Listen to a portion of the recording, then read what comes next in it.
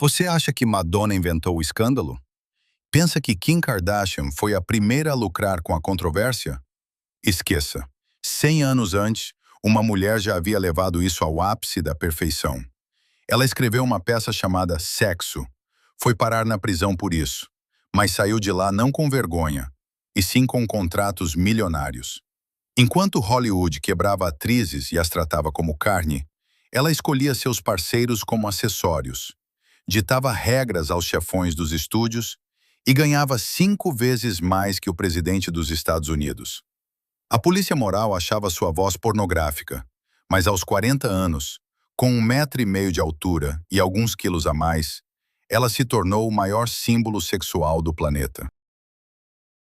Hoje, vamos arrancar o espartilho da mulher mais perigosa do século XX e descobrir como Mae West fingia ser uma loira burra para colocar o mundo patriarcal de joelhos. Bem-vindo ao mundo onde a vulgaridade é uma arma de destruição em massa. É comum pensar que as mulheres no início do século XX eram vítimas do patriarcado, especialmente em Hollywood. Dizem que os produtores exploravam atrizes no sofá do teste de elenco. Mas hoje vamos destruir esse mito. Aqui está a história de uma mulher que deitou nesse sofá, mas apenas para virá-lo e esmagar seus chefes. Ela era uma dramaturga que escrevia melhor que muitos homens, uma empresária que pensava melhor que banqueiros, e uma tirana que controlava cada centímetro de seu corpo. Como a filha de um lutador de rua do Brooklyn se tornou a mulher mais perigosa da América? Por que o FBI e a igreja declararam guerra contra ela? E como ela conseguiu vender sua velhice por mais do que outros vendiam sua juventude?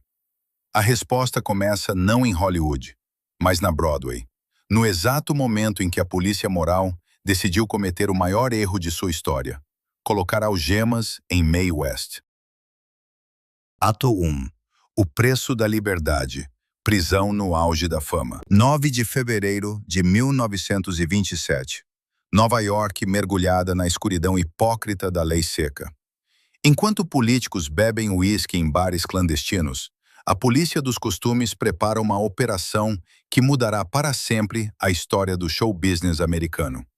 O cenário é o Teatro Dalys, na Broadway. No cartaz, brilha uma palavra curta como um tapa: sex. Este é o título da peça escrita, produzida e estrelada por uma mulher de 33 anos chamada Mae West. Normalmente, quando a polícia invade um teatro para prender o elenco por obscenidade, o caos se instala.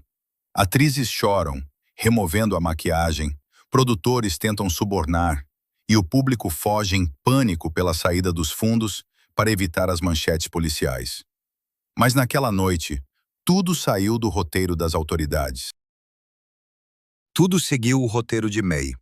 Quando os detetives invadiram os bastidores, esperavam encontrar uma mulher amedrontada, implorando por clemência. Em vez disso, encontraram uma dona da situação, ajeitando o cabelo diante do espelho, como se preparasse para um bis. Mae West não apenas esperava essa prisão, ela a havia dirigido. A peça Sex já estava em cartaz há quase um ano. 375 apresentações, mais de 300 mil espectadores, ingressos revendidos por cambistas a preços exorbitantes, $40, o que hoje equivaleria a quase $600. As autoridades da cidade, instigadas pela Sociedade de Combate ao Vício, não podiam mais ignorar esse fenômeno. Precisavam de uma punição exemplar. Mae West saiu do teatro escoltada por policiais, mas não parecia uma criminosa sendo levada. Parecia uma saída real. Na rua, a aguardava uma multidão. Não curiosos sedentos por linchamento, mas fãs.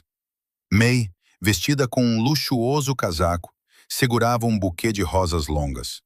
Ela sorria para os flashes das câmeras, transformando sua vergonha no maior golpe de marketing da década. Os policiais tentaram colocá-la em um camburão, um veículo sujo e gradeado para transportar criminosos. Qualquer outra estrela da época desmaiaria só de pensar em tal viagem. Mae West, segundo a lenda, lançou um olhar ao policial e disse uma de suas frases imortais: Não vou no camburão. Eu sou uma estrela.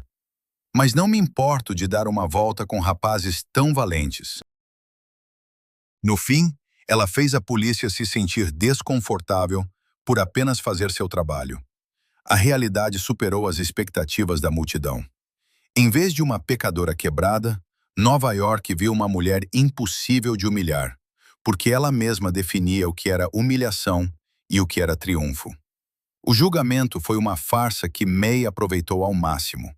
Acusada de corromper a moral da juventude, os promotores citavam trechos da peça, ruborizando e gaguejando. May, por sua vez, sentava-se no banco dos réus com ares de rainha entediada, mostrando que estava sendo julgada não pelo que fazia, mas por ousar dizer a verdade sobre o que eles faziam a portas fechadas. O veredicto foi severo: 10 dias de prisão e uma multa de $500. Para qualquer atriz da Broadway, uma condenação significava um bilhete de lobo e o fim da carreira. Produtores rompiam contratos, teatros fechavam portas. Mas Mae West não era apenas uma atriz. Ela era uma empresária cujo principal ativo era o escândalo. Essa prisão foi um ponto de virada.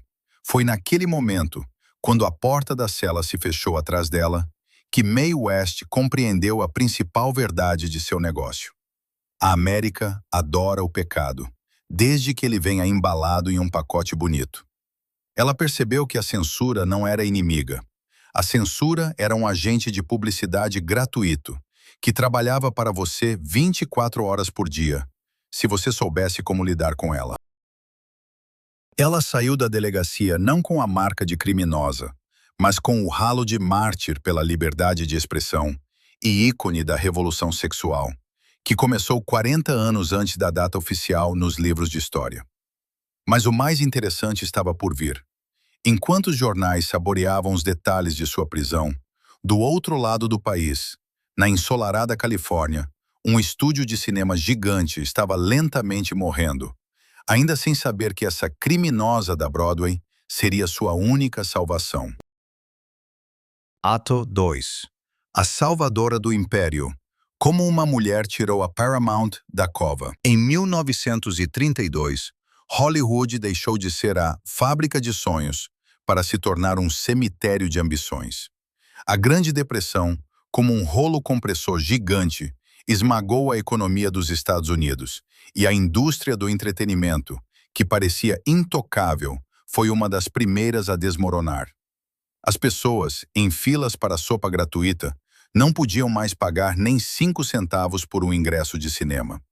O estúdio Paramount Pictures, outrora um titã majestoso, estava em estado de morte clínica. As perdas da empresa somavam $21 milhões, uma quantia astronômica para a época, equivalente a centenas de milhões hoje.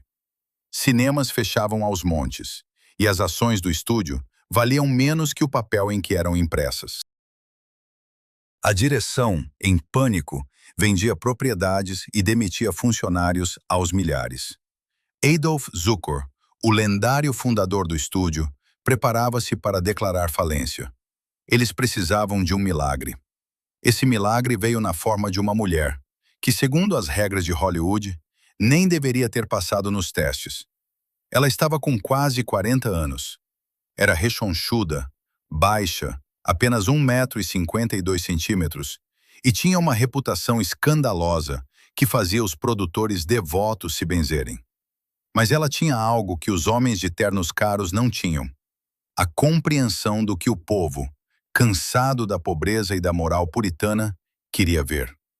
Quando Mae West assinou o contrato com a Paramount, os chefes do estúdio a viam como o último recurso desesperado de um náufrago. Esperavam uma comediante vulgar que traria algum dinheiro rápido. A realidade, no entanto, os atingiu com bilheteiras estrondosas. Seu primeiro filme próprio, She Done Him Wrong, lançado em 1933, tornou-se um fenômeno. O orçamento do filme era risível: $200 mil. As receitas ultrapassaram 2 milhões nos primeiros 3 meses de exibição. Não era apenas lucro, era uma injeção de adrenalina financeira direto no coração do estúdio moribundo.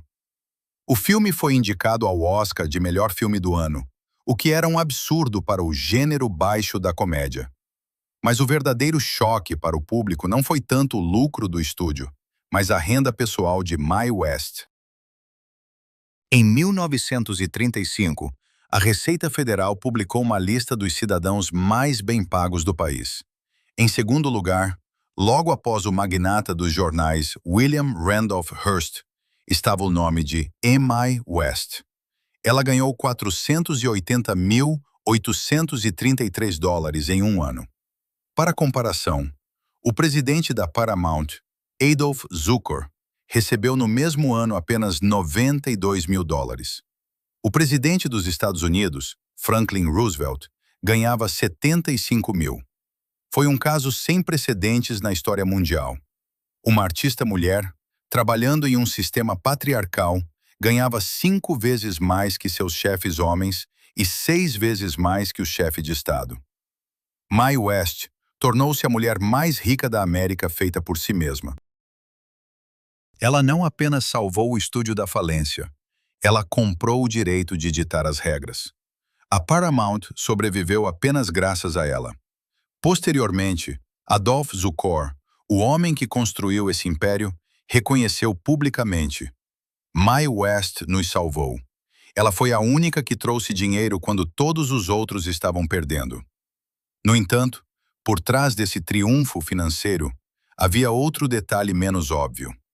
Mae West não recebia apenas um salário. Ela exigia, e recebia, uma porcentagem das receitas. Ela foi a primeira a entender que o verdadeiro negócio em Hollywood não se fazia no set, mas na contabilidade. Enquanto outras atrizes lutavam por vestidos bonitos e closes, Mae lutava por cláusulas no contrato que a tornavam parceira, não uma trabalhadora contratada. Seu sucesso provou que uma mulher podia ser não apenas uma musa ou um enfeite na tela, mas também uma capitalista dura e pragmática. Mas de onde veio essa garra de aço? Para entender a natureza de seu gênio comercial, precisamos rebobinar a fita até os becos sujos do Brooklyn no final do século XIX, onde uma garotinha aprendia a sobreviver entre boxeadores e gangsters. Ato 3. Gênese da Predadora. A escola de vida do Brooklyn. Para entender o fenômeno Mae West, é preciso esquecer a imagem da loira lânguida, coberta de diamantes, deitada em lençóis de cetim. Essa imagem é apenas o produto final, uma armadura cuidadosamente polida. A verdadeira Mae West foi forjada não em boudoirs, mas em brigas de rua e salões enfumaçados de vaudeville barato. Seu caráter é uma fusão de soco inglês e espartilho, moldado nas duras condições do Brooklyn do final do século XIX. Ela nasceu em 17 de agosto de 1893 em Bushwick. Era uma área onde só os fortes sobreviviam, e sentimentalismo era visto como fraqueza, levando à ruína. Sua genética era uma mistura explosiva. O pai, John Patrick West, apelidado de Jack Combativo, era um lutador de rua, segurança e, às vezes, detetive particular. A mãe, Matilda Tilly Delker, era uma imigrante bávara, obcecada por moda e pelo próprio corpo. Foi o pai quem ensinou a pequena Mary Jane, o verdadeiro nome da estrela, a regra principal de sua vida. Nunca deixe ninguém te empurrar.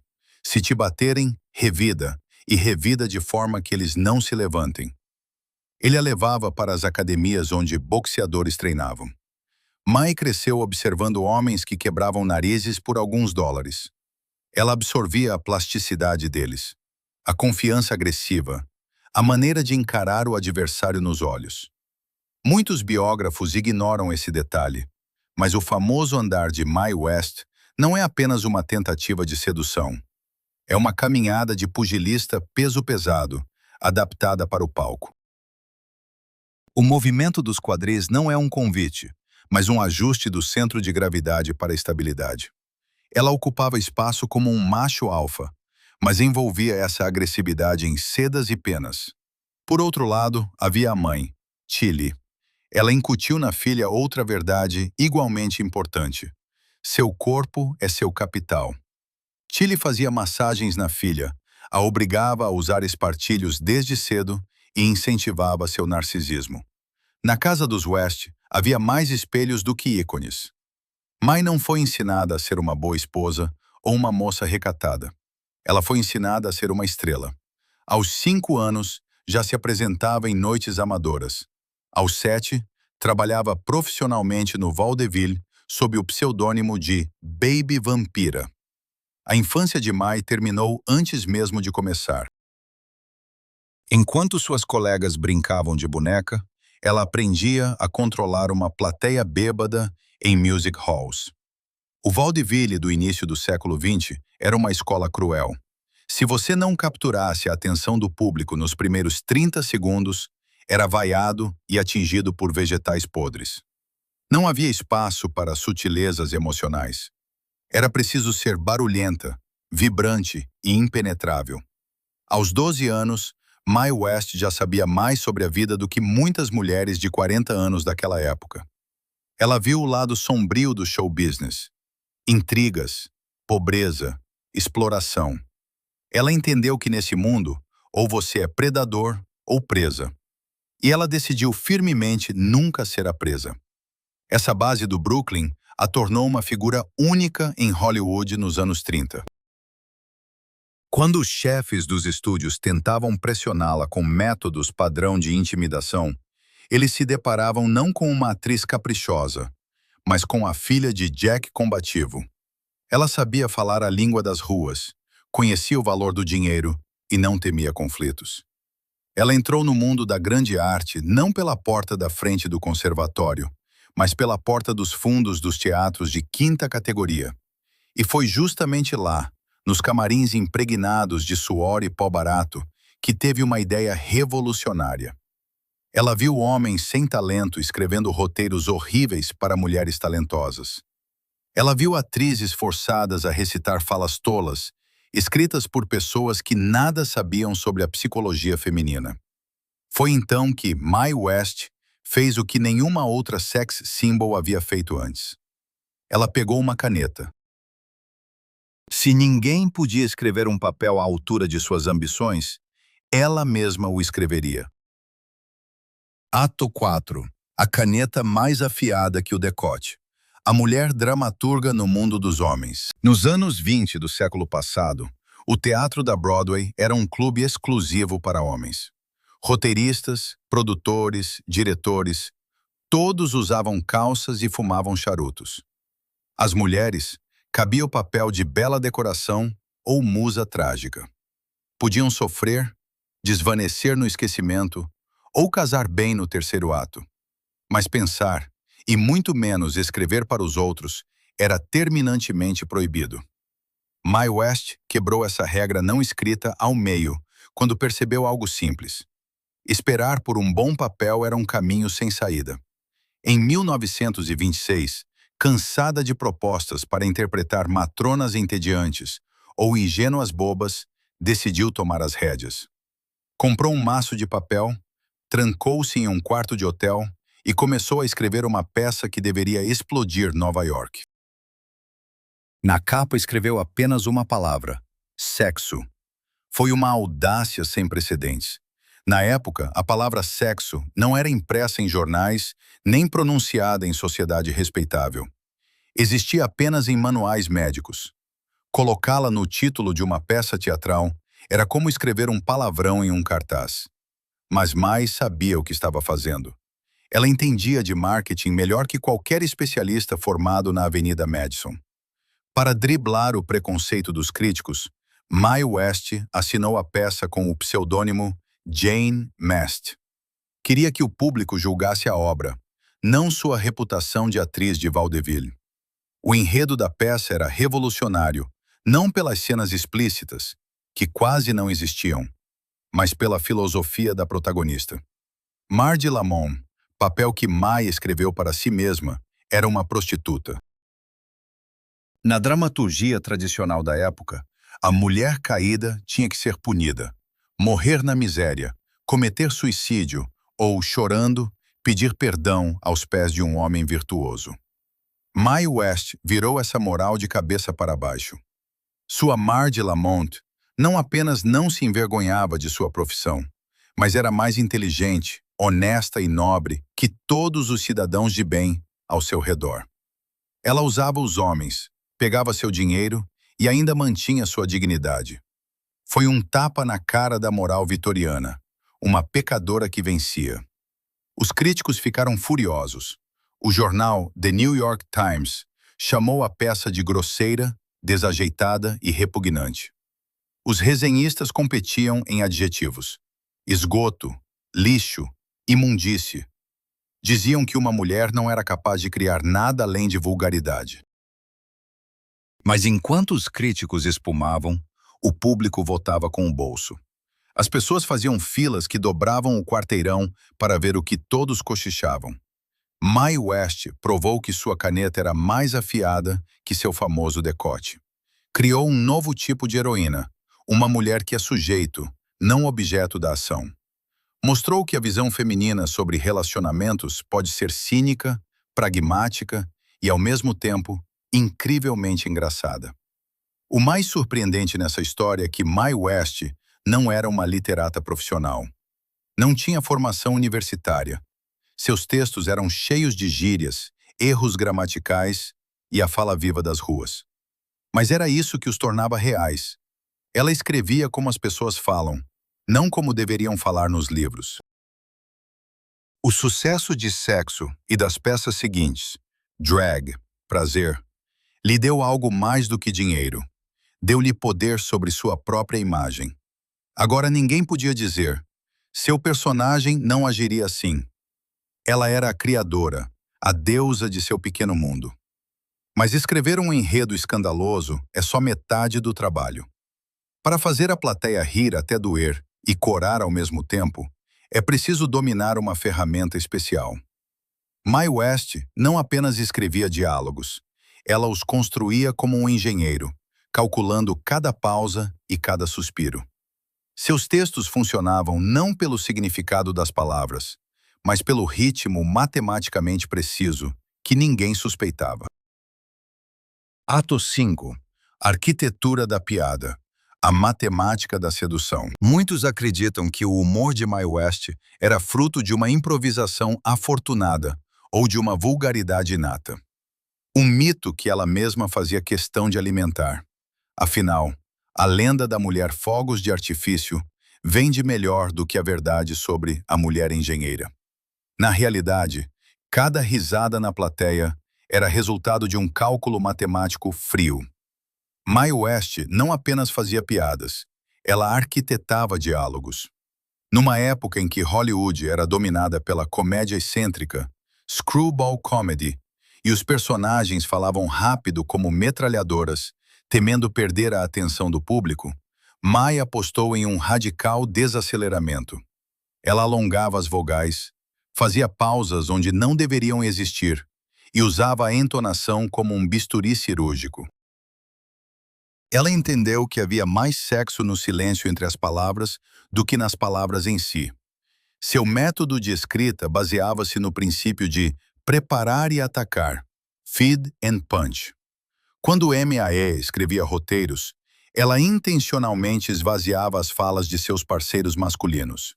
Transformava-os em alimentadores, pessoas cuja única função na tela era fazer uma pergunta boba ou sugestiva, para que MAE pudesse derrubá-los com sua resposta afiada. Um exemplo clássico é seu famoso diálogo no filme Night After Night. A atendente do guarda-roupa exclama ao ver as joias de MAE. Deus, que diamantes lindos! Goodness, what lovely diamonds! Qualquer outra atriz teria simplesmente dito, obrigada. Mas Mae West, que reescreveu essa cena, respondeu, Deus não teve nada a ver com isso, querida. Goodness had nothing to do with it, dearie. Nessa frase curta está toda a essência de seu método. Ela pega a palavra inocente, goodness, que pode ser traduzida como Deus ou bondade, e com um golpe muda o contexto de admiração para uma confissão cínica. Essas pedras foram conquistadas pelo pecado, e eu me orgulho disso. Não é apenas uma piada. É um comentário social embalado em um punchline. Mae West era uma mestre da ambiguidade. Double entendre. Os censores enlouqueciam tentando encontrar palavras proibidas em seus textos. Mas elas não estavam lá. No papel, seus roteiros pareciam quase castos. O segredo estava na execução. A frase, "Por que você não vem me visitar algum dia?" soa como um convite educado para um chá. Mas quando Mai a pronunciava, avaliando um homem dos pés à cabeça e baixando a voz em uma oitava, a frase se transformava em uma proposta indecente, que fazia até os iluminadores do set corarem. Ela usava seu corpo como pontuação. Um movimento de quadril substituía um ponto de exclamação. Um olhar por baixo dos cílios semicerrados funcionava como uma reticência. Arrumar o cabelo significava um novo parágrafo. Ela controlava o ritmo da cena com a mesma rigidez que um maestro controla uma orquestra. Ninguém tinha o direito de falar até que ela terminasse seu movimento. Seus parceiros frequentemente reclamavam que era impossível atuar com ela. Ela roubava cada cena, transformando-os em meros adereços. Mas isso não preocupava Mai. Ela sabia. O público não pagava pelo enredo ou pelo galã. O público pagava pela sensação de poder que emanava de uma mulher capaz de destruir o ego masculino com uma única frase. Esse estilo único, uma mistura de graça preguiçosa e inteligência afiada como uma navalha, a tornava imune à crítica comum. Não se pode acusar alguém de vulgaridade se ele fala sobre o tempo e você ouve sexo. Isso significa que a vulgaridade está na sua cabeça, não nas palavras dela. Mae West refletia os pensamentos sujos da sociedade, permanecendo legalmente limpa. Mas mesmo a mais genial acrobacia linguística não poderia protegê-la para sempre. E em 1927, quando sua fama estava apenas começando a crescer, o sistema decidiu contra-atacar. E esse golpe não foi direcionado aos seus textos, mas à sua liberdade física. A matemática da sedução encontrou-se com a árida aritmética do Código Penal. Ato 6. Resort prisional. 8 dias na Ilha Welfare. No dia 19 de abril de 1927, Mae West começou a cumprir uma pena que deveria ser sua humilhação pública. O local escolhido para seu exílio foi a Ilha Welfare, hoje conhecida como Ilha Roosevelt, um pedaço sombrio de terra no East River, onde Nova York despejava seus rejeitos sociais, manicômios, hospitais para pobres e instituições correcionais. As autoridades esperavam que 10 dias em uma cela infestada de percevejos, vestindo um uniforme prisional grosseiro e realizando trabalho forçado, quebrassem a diva arrogante da Broadway. Eles queriam ver lágrimas de arrependimento e súplicas por perdão. Mas cometeram um erro fatal. Esqueceram que estavam lidando com uma mulher que sabia transformar qualquer cenário em seu palco. Para Mae West, a prisão não foi um castigo, mas um resort de publicidade gratuita. Desde o momento em que chegou, ela começou a ditar suas condições. Primeiro, declarou ao médico da prisão que sofria de uma forma rara e grave de alergia ao tecido áspero do uniforme. "Minha pele é muito delicada para o seu algodão, doutor", teria dito ela. O médico, encantado por seu carisma, ou talvez por uma ameaça velada em sua voz, deu-lhe permissão médica para usar sua própria lingerie de seda sob o uniforme prisional. Essa foi uma metáfora genial de toda a sua vida. Por fora, ela podia seguir as regras do sistema, vestindo o uniforme cinza de prisioneira, mas por baixo, sempre havia a seda cara, fora do controle do Estado. Ela usava o vestido da prisão como um traje de grife, destacando a cintura e os quadris de tal forma que até os guardas se sentiam desconfortáveis. Em vez de esfregar o chão das celas, como faziam as outras prisioneiras, Mae recebeu uma tarefa especial: tirar o pó da biblioteca do diretor da prisão. Esse trabalho mais parecia um aquecimento leve.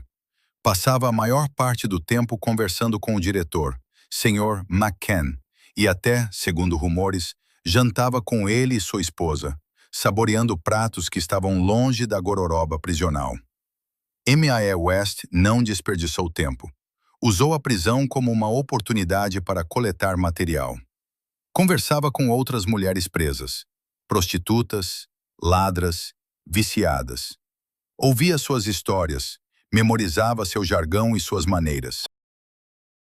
Mais tarde, essas observações serviram de base para seu artigo na revista Liberty, pelo qual recebeu $1.000, o dobro da multa imposta a ela pelo tribunal. Na prática, Mae West fez a sociedade pagar a ela por estar na prisão. Ela saiu em liberdade após 8 dias, reduziram 2 dias por bom comportamento, o que por si só soava como uma piada no contexto da acusação de obscenidade. Nos portões da prisão, uma multidão de jornalistas a aguardava, maior do que a que recebia os transatlânticos. Ela parecia descansada, fresca e radiante. Quando um repórter perguntou como foi sua vida na prisão, ela respondeu com um sorriso desarmante. Eu usava calcinha de seda enquanto vocês se preocupavam. Prisão é apenas um estado de espírito, querido, e minha mente sempre está livre. Antes de partir, fez um gesto grandioso. Doou dinheiro para renovar a biblioteca da prisão. Foi o toque final, caridade vinda de uma pecadora. Ela não apenas venceu o sistema, ela o humilhou com sua generosidade. Esse episódio consolidou de vez seu status de intocável. Se nem mesmo a prisão pode parar essa mulher, quem poderá? A Broadway estava a seus pés. Suas peças lotavam os teatros. Mas Nova York estava se tornando pequena para ela. Mae West entendia. Para se tornar uma verdadeira lenda, precisava conquistar não apenas os palcos, mas o mundo inteiro. E as chaves para o mundo estavam em outro lugar, na costa oeste, onde o som no cinema estava apenas começando a mudar as regras do jogo. No entanto, Hollywood, para onde ela dirigiu seu olhar, era um mundo de jovens e esbeltos. M.A.E. já estava quase com 40 anos. Pelos padrões da indústria cinematográfica, ela era uma velha. Mas, como provou na Ilha Welfare, os padrões existem para serem quebrados. Ato 7. O paradoxo de Hollywood. A estrela quase quarentona. No início dos anos 30, Hollywood era uma máquina de triturar carne fresca. A validade de uma atriz nessa indústria era mais curta que a de um leite no calor. As garotas chegavam a Los Angeles aos 16 anos, viravam estrelas aos 18 e aos 25 já eram vistas como veteranas, com a carreira em declínio. 30 anos na tela era uma sentença. Restava a elas interpretar mães ou solteironas. E então, em junho de 32, Mae West desembarcou na Union Station. Ela tinha 39 anos. Pelas leis da fábrica de sonhos, ela era inviável. 15 anos mais velha que os símbolos sexuais da época. Mais baixa, apenas 1,5 metros, com cintura mais larga e mais pesada que a maioria das divas de Hollywood, que se matavam de fome para caber em vestidos justos. Mae West não apenas quebrava os padrões de beleza, ela os ignorava. A Paramount, que assinou o contrato com ela, não sabia o que fazer. Os produtores viam nela uma atriz teatral envelhecida, que poderia fazer um papel secundário, adicionar um pouco de pimenta e desaparecer. Deram-lhe um papel em Night After Night, onde a estrela principal era George Raft, ícone dos filmes de gangster, homem de olhar pesado e reputação impecável de galã. Mae West leu o roteiro e, segundo a lenda, jogou-o na mesa. Não vou fazer isso, declarou. Minha personagem fala como uma idiota, e eu não interpreto idiotas. O estúdio ficou chocado. Uma novata desconhecida no mundo do cinema, impondo condições. Mas M.A.E. foi inflexível. Ou ela reescrevia suas falas, ou voltava para Nova York, e o estúdio podia ficar com seu adiantamento. A Paramount, à beira da falência, decidiu arriscar. Não tinham nada a perder. M.A.E. teve permissão para reescrever os diálogos de sua personagem, a dona de salão de beleza Maudie Triplett. Isso marcou o começo do fim para George Raft como estrela principal desse filme. Quando as filmagens começaram, algo inédito aconteceu. Mae West não tentava competir com as jovens atrizes em beleza. Ela competia em presença. Em cada cena em que aparecia, movia-se tão lentamente e falava com tanta ênfase que a câmera, como hipnotizada, focava apenas nela. Foi nesse filme que surgiu o famoso diálogo sobre diamantes e virtude com a guarda-roupa, que discutimos anteriormente. Mas o importante não era só o texto. Era como uma mulher de 39 anos se apresentava. Ela não escondia sua idade e experiência. Pelo contrário, fez da experiência seu principal afrodisíaco. No mundo onde as heroínas da tela eram ovelhas inocentes, Mae West surgiu como uma leoa saciada. Ela deixou claro para o público: eu sei tudo sobre a vida, e eu gosto disso. Após a estreia do filme, George Raft saiu do cinema pálido.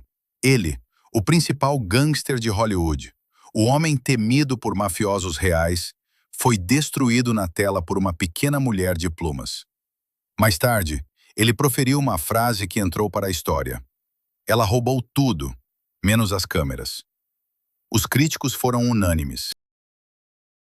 A revista Variety não falava do enredo nem de Raft, mas apenas dela.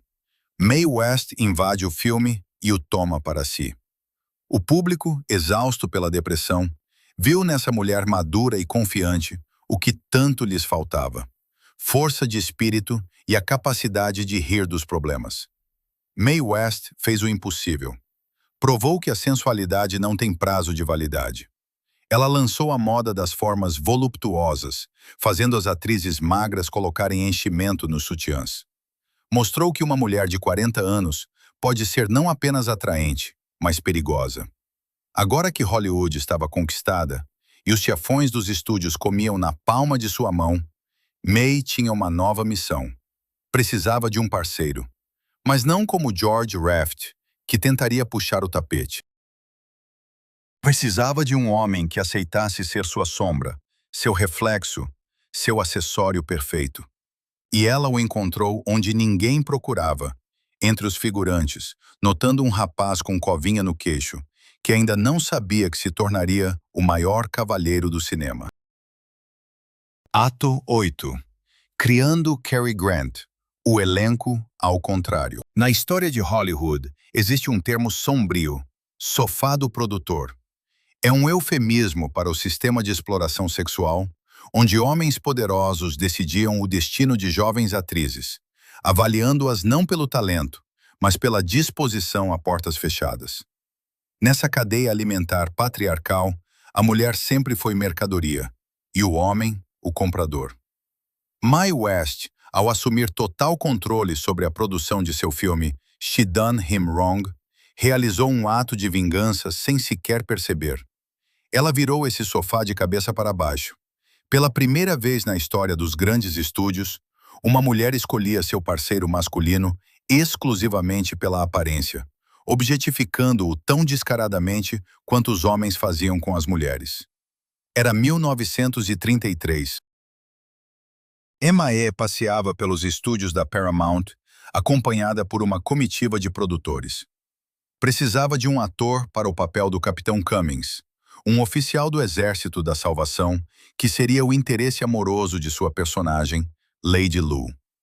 Todas as sugestões do estúdio foram rejeitadas. As estrelas da época pareciam-lhe muito duras, muito velhas ou muito vaidosas. De repente, seu olhar caiu sobre um moreno alto e incrivelmente bonito que simplesmente caminhava pela rua. Ele não era uma estrela. Era um ator contratado, um manequim de teste, usado para ajustar as luzes enquanto as verdadeiras estrelas descansavam. Seu nome era Archibald Leach, embora o estúdio já o tivesse rebatizado como Cary Grant. Mae parou, apontou para ele com um dedo adornado de diamantes e perguntou: "Quem é ele?" Os produtores hesitaram. "Ah, é só o Cary", responderam. "Ele não é ninguém. Fez alguns testes fracassados, tem o pescoço torto e não sabe atuar." Mae West Sem desviar o olhar do queixo com covinha dele, proferiu a frase que sentenciou o antigo sistema de elenco. Se ele sabe falar, eu o quero. Foi um momento de puro e absoluto domínio feminino. Mae West não estava interessada no mundo interior dele ou em seu alcance dramático. Precisava de um corpo bonito que destacasse seu brilho. Ela contratou Cary Grant como um acessório caro, uma decoração viva. No filme, a dinâmica deles foi revolucionária. Normalmente, no cinema, o homem predador perseguia a vítima inocente. Aqui a predadora era Lady Lu, e a vítima, o casto e recatado capitão do Exército da Salvação. Mae West não o seduzia com romantismo. Ela o despia com o olhar. Cada cena com eles era uma aula de olhar feminino. A câmera, seguindo o olhar de Mae, deslizava pelos ombros e rosto de Grant, transformando-o em objeto de desejo. Foi para Cary Grant que uma das frases mais famosas e frequentemente mal citadas da história do cinema foi dirigida. Mae não disse, entre e me veja algum dia. No original, a frase era mais sutil e perigosa. Por que você não sobe algum dia e me vê? Why don't you come up sometime and see me? Ela dizia isso com uma entonação que não deixava dúvidas ao espectador. No quarto dela, o capitão não encontraria chá com biscoitos, mas a perda da inocência. Cary Grant, que antes de conhecer Mae, era um britânico tímido e inseguro, passou no set de She Done Him Wrong por um curso intensivo de carisma. Mae o ensinou a não se apressar. Ela o fazia ficar parado e deixava que ela trabalhasse ao seu redor. Ela criou aquela imagem do cavalheiro imperturbável que mais tarde faria de Grant um ícone de estilo. Após a estreia do filme, Cary Grant acordou famoso, mas em entrevistas ele sempre reconhecia quem foi a arquiteta de seu sucesso. Aprendi tudo com Mae West, dizia ele. Ela sabia sobre timing e sobre o público mais do que todos nós juntos.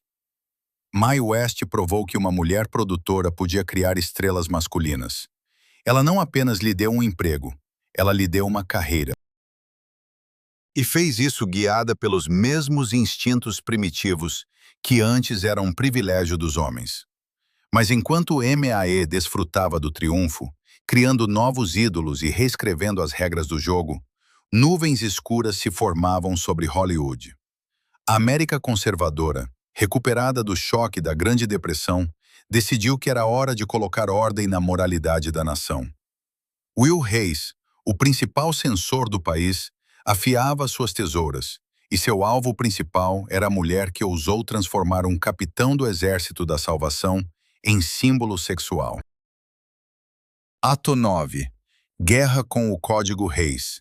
Censura como combustível. 1º de julho de 1934 marcou o fim da liberdade em Hollywood.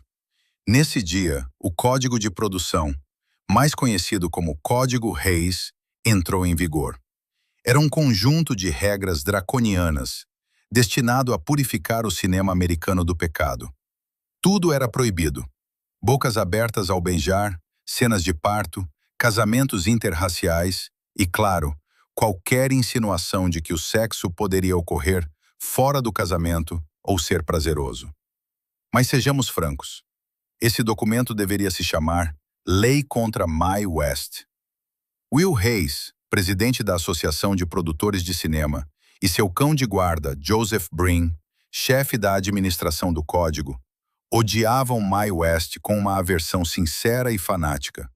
Para eles, ela era a personificação da decadência moral. Brin chamava seus filmes de imundície e lixo. O objetivo deles era claro: destruir a carreira de Mae, tornando seus filmes estéreis e entediantes. No entanto, cometeram o mesmo erro que a polícia de Nova York 7 anos antes. Pensaram que lidavam com uma atriz vulgar. Na verdade, estavam enfrentando uma mestre da linguagem. Mae West não fez escândalos públicos nem processou ninguém. Ela escolheu a tática da guerrilha. Quando Joseph Brin exigia os roteiros para revisão, Mae enviava textos que poderiam ser descritos como bombas literárias. Ela intencionalmente incluía cenas com drogas, insinuações de incesto e vulgaridade gritante, sabendo que Brin ficaria furioso e riscaria tudo com seu lápis vermelho. Era um movimento genial de distração. Enquanto os censores se debatiam com as provocações óbvias, que Mai nem pretendia filmar, deixavam passar frases aparentemente inocentes, onde estava o verdadeiro veneno. Mai negociava com eles como em um mercado. Tudo bem, Joe. Eu tiro a cena do ópio, mas então me deixa essa fala sobre os bombeiros. Brin, sentindo-se vitorioso, concordava. Ele não percebia que a fala sobre os bombeiros, na interpretação de Mai, soaria 10 vezes mais indecente que a cena do ópio. Um exemplo clássico dessa guerra é o filme que originalmente se chamava It Ain't No Sin. Brin quase teve um infarto só com o título. Como assim? Pecado não é pecado? A produtora foi forçada a mudar o nome para o insosso Belle of the 90s. Mai deu de ombros e concordou. Mas toda a cidade já conhecia o título antigo, e a mudança só aumentou o interesse. Se proibiram o título, o filme deve ser uma bomba, pensavam os espectadores. Sob a censura implacável, Mae West inventou uma nova linguagem, a linguagem do subtexto. O Código Reis proibia mostrar um homem e uma mulher na mesma cama. Tudo bem. Mae sentava-se em uma cadeira, enquanto o homem ficava de pé ao lado. Mas ela olhava para o cinto dele de um jeito que o público entendia. A posição horizontal não era necessária. Os censores proibiam palavras como amante ou mantenedora.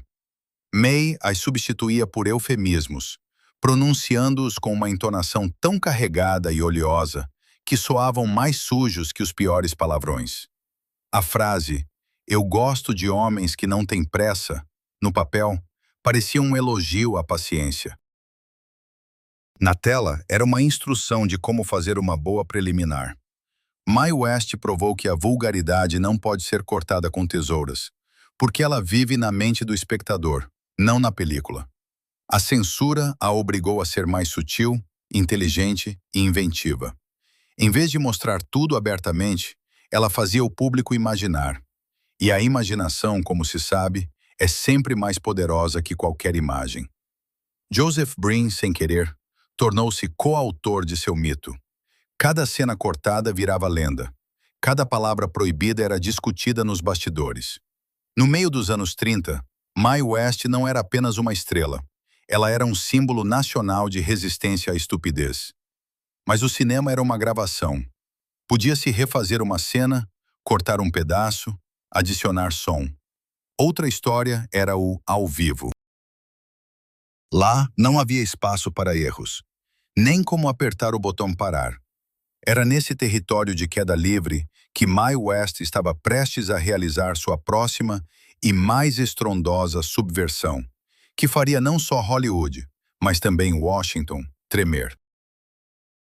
Ato 10. O escândalo da boneca ventrílocua no rádio. No final dos anos 30, a censura no cinema parecia ter encurralado Mae West. Mas ela ainda tinha um canal mais íntimo para alcançar o público: o rádio. Naquela época, o rádio não era apenas um aparelho doméstico, mas o altar da sala de estar americana. As noites de domingo ao redor do rádio eram um ritual sagrado. Toda a família, dos avós aos bebês, se reunia para ouvir programas decentes. Era um território de absoluta pureza moral. Foi nesse santuário que, no dia 12 de dezembro de 37, Mae West irrompeu. Ela foi convidada para o programa mais popular do país, The Chase and Sanborn Hour. O apresentador era Edgar Bergen, um ventríloco que se apresentava com um boneco chamado Charlie McCarthy. A ideia dos produtores parecia inofensiva.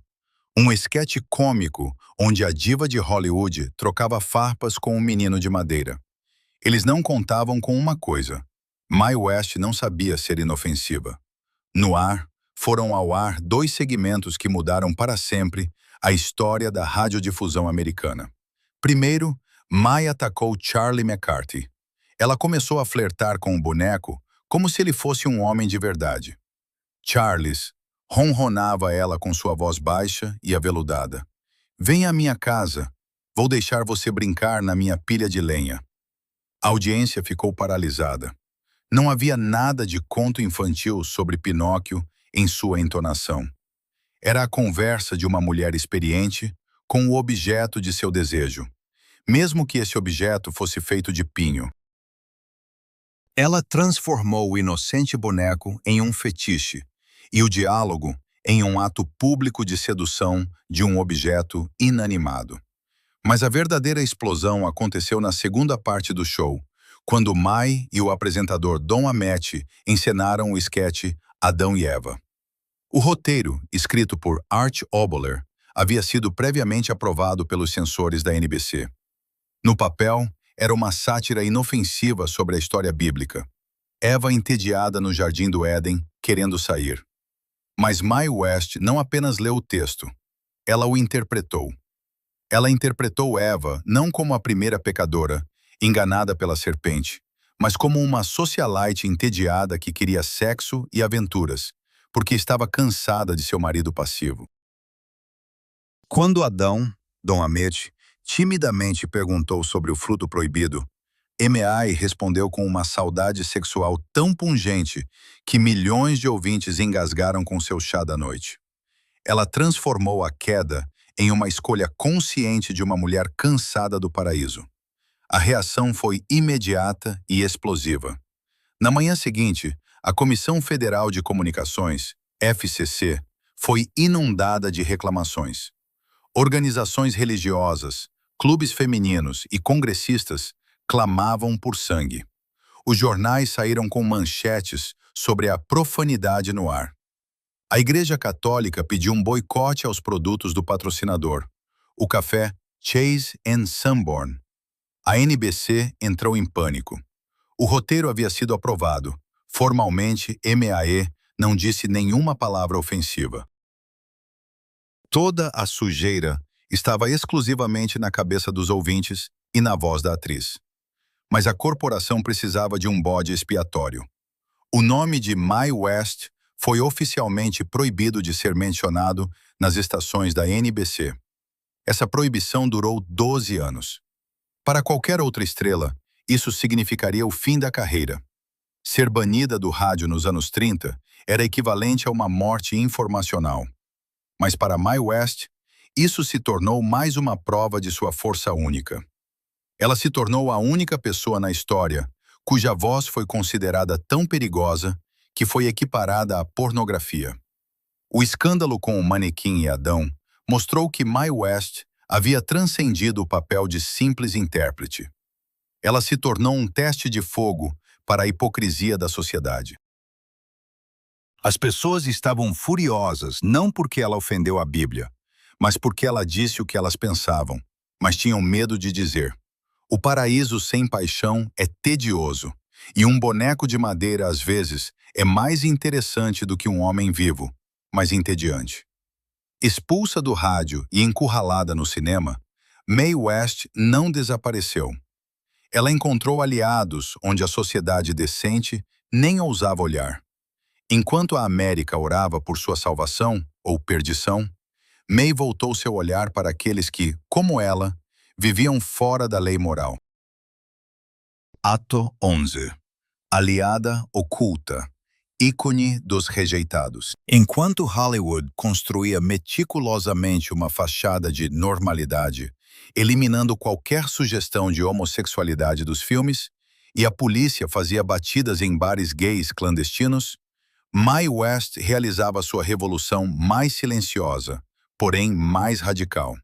Ela se tornou a primeira estrela de primeira grandeza a não apenas tolerar a comunidade LGBT, mas a se inspirar abertamente nela e defendê-la com a fúria de uma leoa. Enquanto outras atrizes temiam até mesmo estar ao lado dos sodomitas, como eram chamados na imprensa da época, para não manchar suas reputações, Mae West se cercava deles. Mas a descoberta mais surpreendente, que destrói o mito de sua feminilidade, é a seguinte. A lendária imagem de Mae West é, essencialmente, uma drag queen em um corpo feminino. Seu famoso andar, sua maneira de alongar as vogais, sua sexualidade exagerada. Nada disso era inato, mas cuidadosamente copiado. Ainda jovem, trabalhando em vaudevilles, ela observava Berthe Savoy, um dos mais conhecidos imitadores femininos da época. MAE ficou fascinada com a forma como os homens construíam a feminilidade. Eles a tornavam mais brilhante, mais alta, mais absurda e mais engraçada do que as mulheres biológicas. Ela percebeu que mulher era um papel, e se interpretado em excesso, tornava-se arte. Ela adotou a estética camp 40 anos antes de Susan Sontag escrever seu famoso ensaio sobre o tema. Mae West se tornou a personificação viva do camp. Ela era tão artificial que se tornava autêntica. Mas sua ligação com a comunidade não se limitava à estética. Em 1927, logo após a polêmica peça Sexo, Mae escreveu e produziu uma peça chamada Drag. O enredo girava em torno do filho de um rico aristocrata, que era um homossexual enrustido e organizava festas de travestismo. Isso era inédito. Uma peça sobre gays, escrita por uma mulher para o grande público. Mas Mae foi além. Em vez de contratar atores profissionais para interpretar travestis, ela contratou drag queens reais das ruas de Greenwich Village. Ela deu trabalho a pessoas que a sociedade considerava marginais. As autoridades ficaram horrorizadas. A peça foi proibida em Nova York antes mesmo da estreia. A produção foi transferida para Nova Jersey, na cidade de Bayonne. Lá, ela foi um sucesso até que a polícia fez uma batida. Quando os policiais invadiram o teatro e começaram a agarrar os atores, empurrando-os para os camburões, Mae West, que não atuava na peça, mas apenas a produzia, correu para defender sua trupe. Ela foi até a delegacia com um maço de dinheiro para pagar a fiança de cada um de seus meninos. Ela gritava com os sargentos, exigindo que os detidos fossem tratados com dignidade. Eles são artistas, não criminosos. Sua voz ecoava na delegacia. Para ela, eles não eram párias, mas sua família. Mae West foi um ícone gay muito antes de Judy Garland ou Madonna. Ela falava a língua deles, a língua da ironia, do brilho e da sobrevivência através do riso. Em entrevistas, quando jornalistas perguntavam sobre as pessoas estranhas em seu círculo, ela respondia: "Eu amo meus homens masculinos, mas também gosto de mulheres que se comportam como homens e homens que se comportam como mulheres. Que diferença faz, se eles têm um bom coração?" Essa era uma posição de absoluto humanismo em uma era de absoluta intolerância. Mae West mostrou que coragem não depende de quem você ama ou de como você se veste.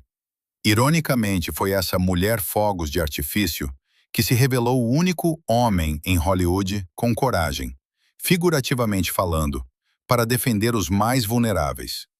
Mas o tempo passou. Os anos 50 trouxeram uma nova estética e novos desafios.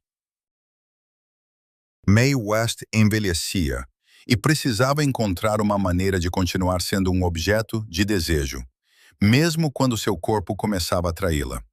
E então ela fez outro movimento genial. Se não podia ser jovem, ela se cercaria de juventude em sua forma mais exagerada. Ela descobriu o mundo do fisiculturismo. Ato 12. Era dos músculos, Las Vegas e os fisiculturistas. No meio dos anos 50, Hollywood já tinha descartado Mae West. Para os chefões dos estúdios, ela era uma relíquia de uma era passada, cujas piadas sobre espartilhos e carruagens pareciam fora de lugar na era da bomba atômica e do rock and roll. Ela tinha 61 anos. Naquela época, essa era a idade em que atrizes se retiravam discretamente para cultivar rosas. Mas Mae West não estava pronta para se aposentar. Ela apenas mudou seu campo de batalha. Se a tela do cinema se tornara pequena demais e cheia de censuras, ela encontrou um lugar onde o excesso era a norma e a vulgaridade a moeda corrente. Esse lugar era Las Vegas. Em 1954, Mae West assinou um contrato com o Hotel Sahara. Seu novo show seria uma resposta a todos que a chamavam de velha. E que resposta estrondosa foi essa? Mai não se cercou de jovens dançarinas ou comediantes. Ela fez algo que nenhuma mulher no show business havia feito antes. Levou ao palco um coro de fisiculturistas. Foi uma reviravolta visual radical. Tradicionalmente, nos cabarés, os espectadores homens olhavam para mulheres seminuas com penas. Mae West fez o público, tanto homens quanto mulheres, olhar para homens seminus em tangas. Ela pessoalmente selecionava os atletas nos concursos Mister América e Mister Universo. Entre seus troféus estavam lendas do fisiculturismo como Mickey Hargitay, futuro marido de Jane Mansfield, Gordon Mitchell e Dan Vades. Para esses caras, cuja musculatura nos anos 50 era vista como algo marginal e até grotesco, Mai se tornou uma fada madrinha. Ela legalizou o corpo masculino como objeto de prazer estético. O show era montado com uma grandiosidade imperial. Emma Ai entrava no palco com um vestido deslumbrante, coberto de strass, pesando 20 quilos. Ela mal conseguia se mover, mas não precisava. Estava cercada por uma muralha de músculos vivos. Os atletas a carregavam nos braços, caíam a seus pés, interpretavam escravos e gladiadores. Era um teatro do absurdo e do poder. Uma pequena mulher idosa comandava gigantes com um simples movimento de sobrancelha. Ela cantava suas canções ambíguas, passando por uma fileira de homens em peles de leopardo, e dava tapinhas nos bíceps deles, como uma dona acaricia seus cavalos de raça.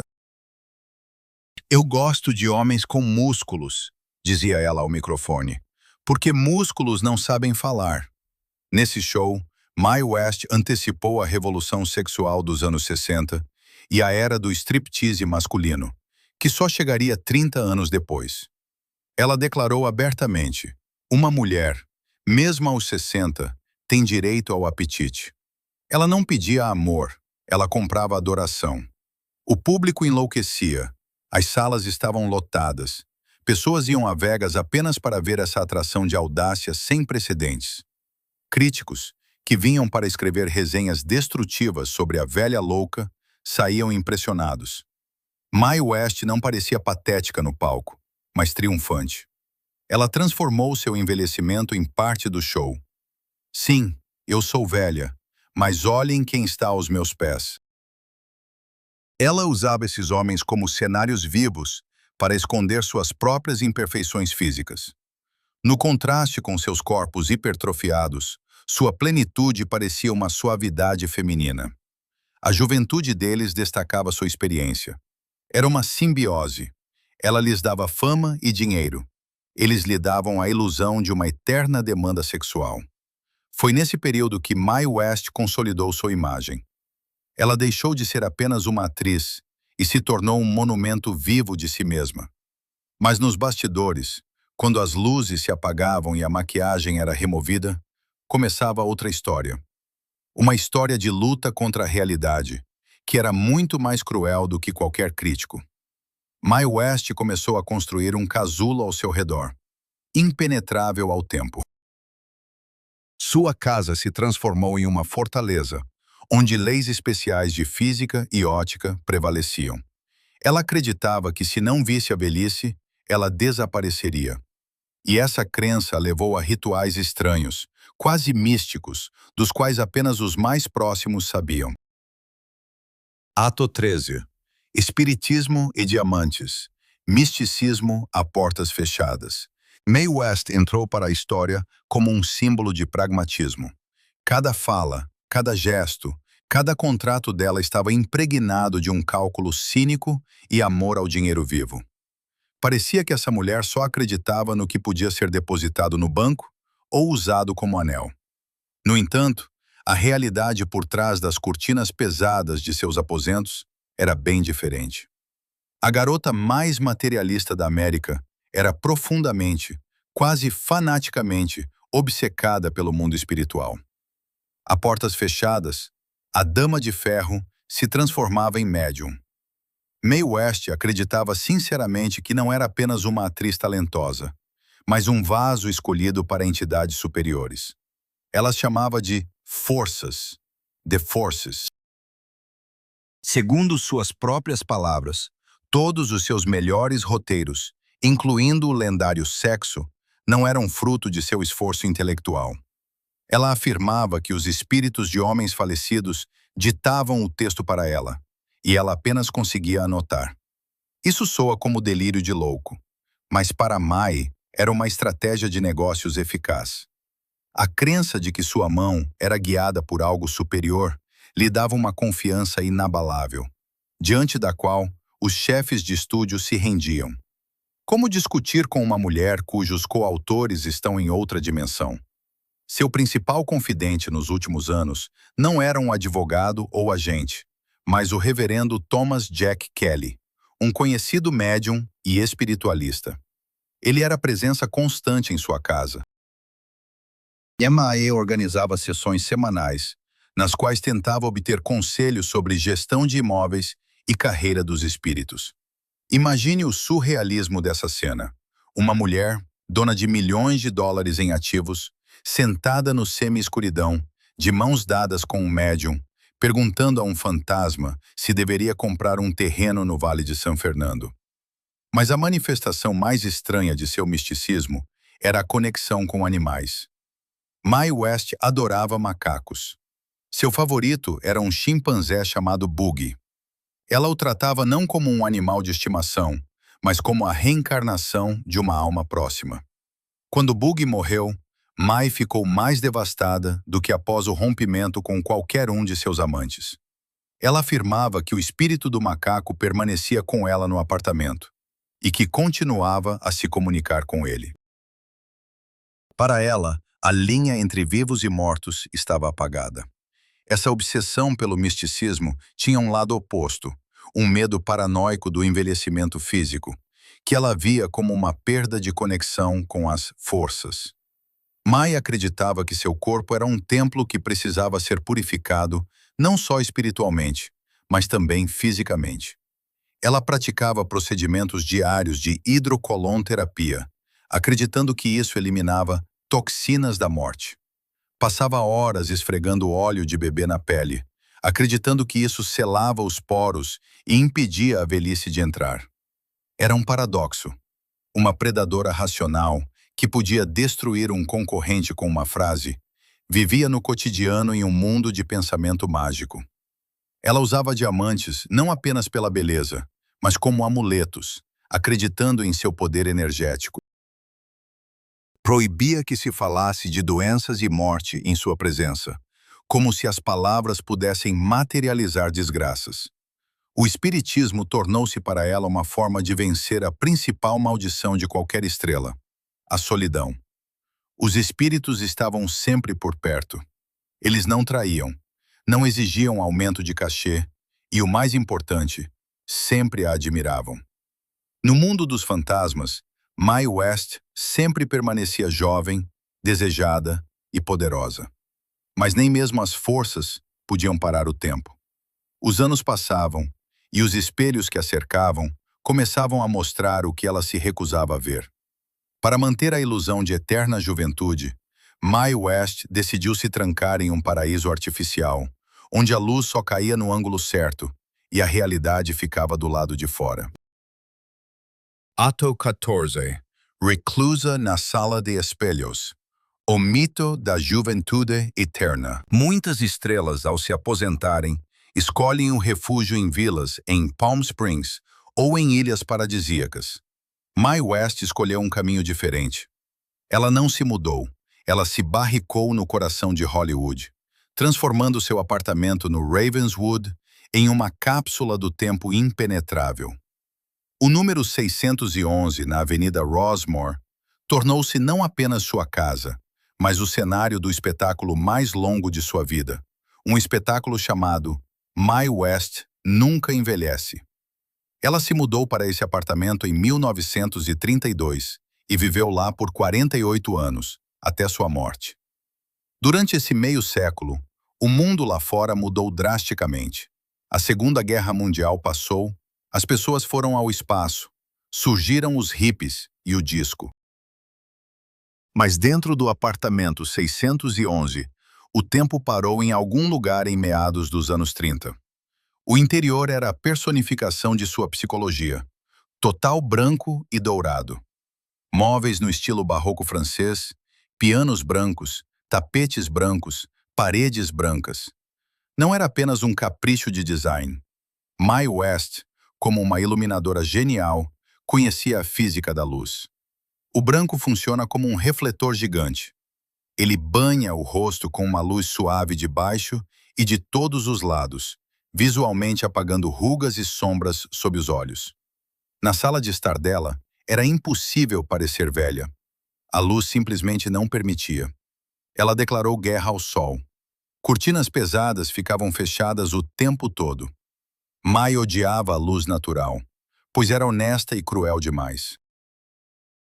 Ela preferia a iluminação artificial com lâmpadas rosadas, que davam à pele um tom de pêssego. Outro inimigo era o frio. Mae West tinha um medo pânico de correntes de ar e ar-condicionado. Ela acreditava que o ar frio ressecava a pele e acelerava o envelhecimento.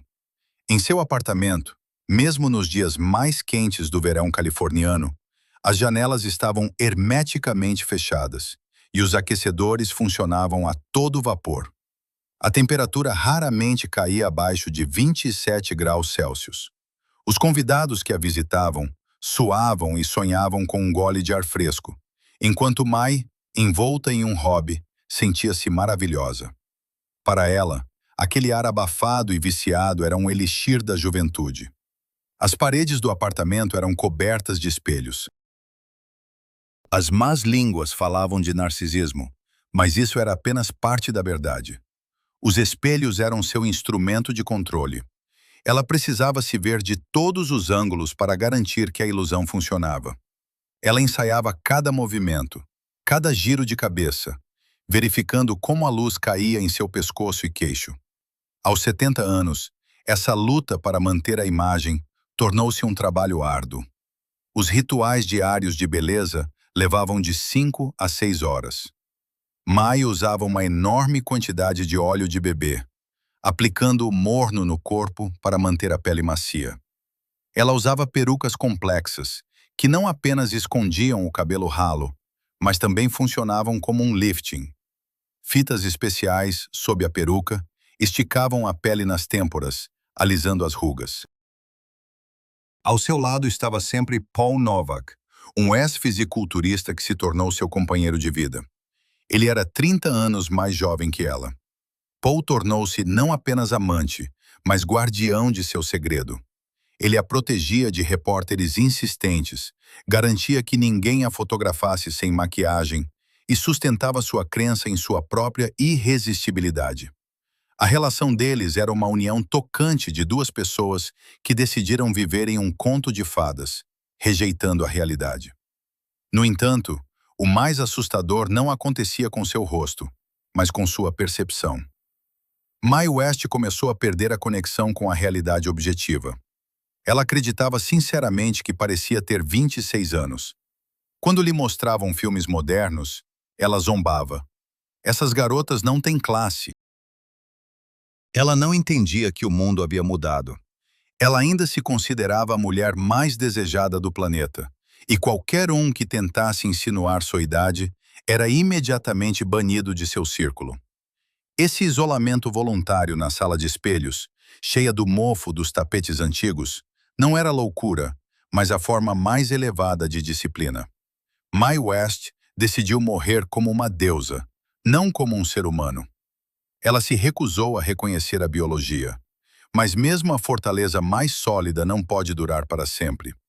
No final dos anos 70, quando já tinha mais de 80 anos, Mae West decidiu fazer sua última e suicida aparição pública. Ela quis atuar no cinema. Essa decisão levou à criação de um dos filmes mais estranhos e trágicos da história de Hollywood. Uma obra que deveria ter sido seu triunfo, mas se tornou a epígrafe de sua era. Ato 15. A Última Reverência, Sextete e a Despedida de uma Lenda. Em 1976, Mae West tomou uma decisão que muitos chamaram de loucura, mas que seus fãs devotos consideraram um ato heróico. Aos 84 anos, ela anunciou seu retorno ao grande cinema. Ela não pretendia interpretar uma avó tricotando ou uma senhora sábia.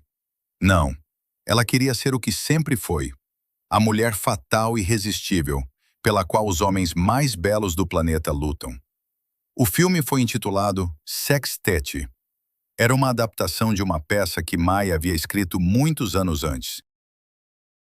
A trama girava em torno da estrela de cinema Marlo Manners, que acabara de se casar com seu sexto marido, interpretado por um jovem e ainda desconhecido Timothy Dalton, o futuro James Bond.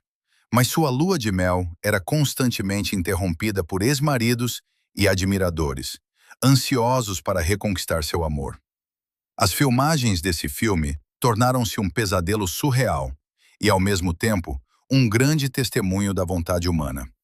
A realidade era implacável. Mae West quase não ouvia e enxergava mal. Ela não conseguia memorizar nenhuma linha do roteiro.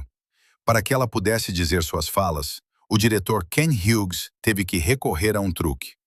Instalaram um pequeno fone de ouvido em sua volumosa peruca, através do qual um ponto lhe ditava o texto.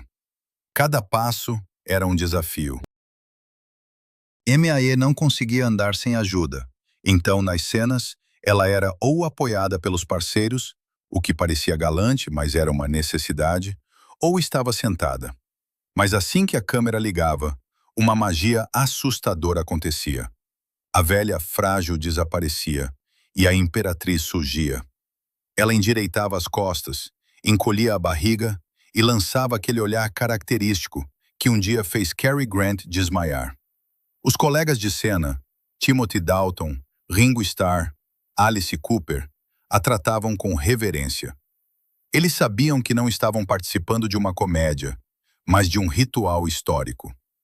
Timothy Dalton mais tarde lembraria que, apesar da fragilidade física, sua presença era tão poderosa que ele realmente sentia atração por aquela mulher, que poderia ser sua bisavó. Era a vitória do espírito sobre a matéria. Quando o Sextete foi lançado em 78, os críticos foram impiedosos. Chamaram o filme de horrível, grotesco e um espetáculo triste. O jornal The Washington Post escreveu: Mae West parece um cadáver embalsamado tentando flertar. O público ria não das piadas da personagem, mas da própria situação. Mas Mae West não se importava. Na estreia, ela estava sentada no camarote, brilhando em diamantes, recebendo aplausos. Para ela, aquilo era um triunfo. Ela provou que, mesmo aos 85 anos, podia ser uma heroína amante. Ela se recusou a aceitar uma realidade onde mulheres idosas deviam ser invisíveis. Ela fez o mundo olhar para ela até o fim.